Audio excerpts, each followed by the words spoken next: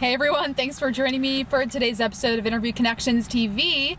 I am actually filming this at a pit stop on my way to visit my sister in Rochester, New York. So I am sitting outside a Honeydew Donuts somewhere in the middle of Massachusetts. So brought my camera because I love filming on location. You know, you never know when you get an inspiration for an idea, something to talk about on video. You always got to have your camera or your microphone ready. So I'm sitting here with Nathan, feeding him some egg and cheese croissant. Say hi, Nathan.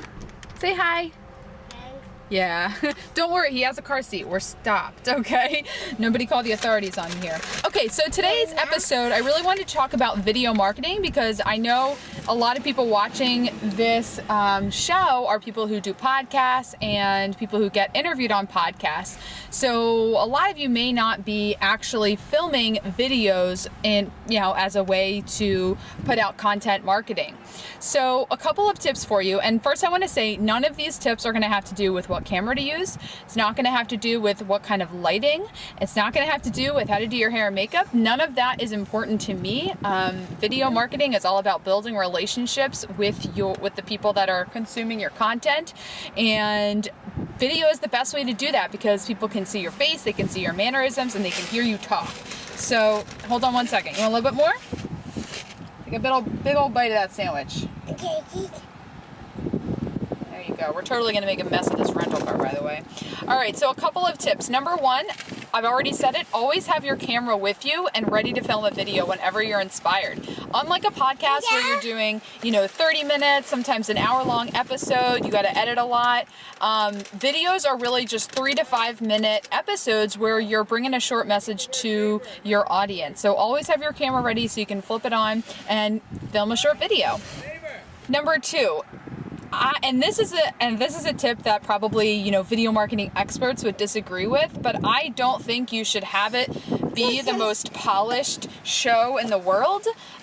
Yes, I brush my hair and do my makeup a little bit so I don't look like a complete slob on film, but I rarely put on my nicest outfit because the goal of this show and the goal of my videos are so you watching this can just get to know me, Jessica Rhodes. And honestly, if I had the most polished video, if I had the best lighting and it looked like I lived in this perfect little office, that wouldn't be reality. So the goal of videos is just to build a real relationship with the people that are consuming your content. So the more perfect you make it look, production wise, I just think that, doesn't necessarily communicate reality. So honestly, these videos have been very good for my business. They've brought me new clients and new fans and all of that good stuff. So I hope that tip resonates with you.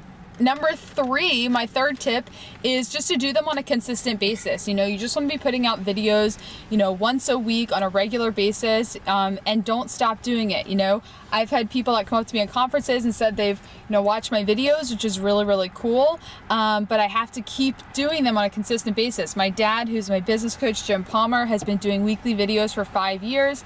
And at the beginning of his video, he has a little intro scene where he jumps off the dock of the dock into water. It was done on a green screen. So it's kind of this funny little intro. And he has people that come up to him at conferences, 3 years after watching his videos on, weekly and say, I've been watching your videos, consuming your content. You're the person I want to coach me.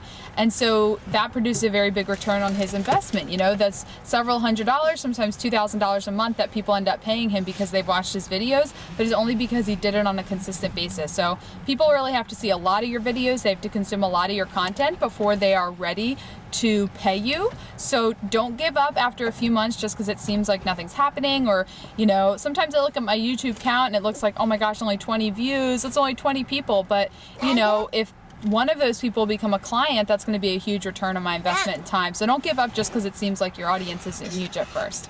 So I'm going to get back to my road trip here, going to visit my sister. I'm really, really excited for this weekend trip. I haven't seen her in a few months, and I know that she's really excited to see Nathan, and I got to keep feeding Nathan his little snack here. So he's got his milk from Honeydew Donuts. Say hi, Nathan. Hi. Yeah. So this was really a lot of fun. I love filming in different locations. That kind of spices things up a little bit. Oh, that just is a last tip. Don't just film your videos in front of your desk at your computer with your head, you know. You don't just want to be a talking head. People get bored with that. So just do it in different locations. Go outside, film it in your car at a pit stop, go for a walk in a monopod so you can walk and talk at the same time. Just make it really different and interesting. If you have an animal or if you have a kid, bring them in the video. People love seeing that stuff, you know, they like getting to know you. If you like this episode, please share it, comment, or subscribe to my YouTube channel. You can watch it at interviewconnections.tv. And subscribe to my podcast, Rhodes to Success Podcast.com or rtspodcast.com. You can view it in Stitcher Radio or iTunes. And if you want to learn more about how we can work together, visit interviewconnections.com. Thanks, everyone. Have a great, productive week and do lots of interviews.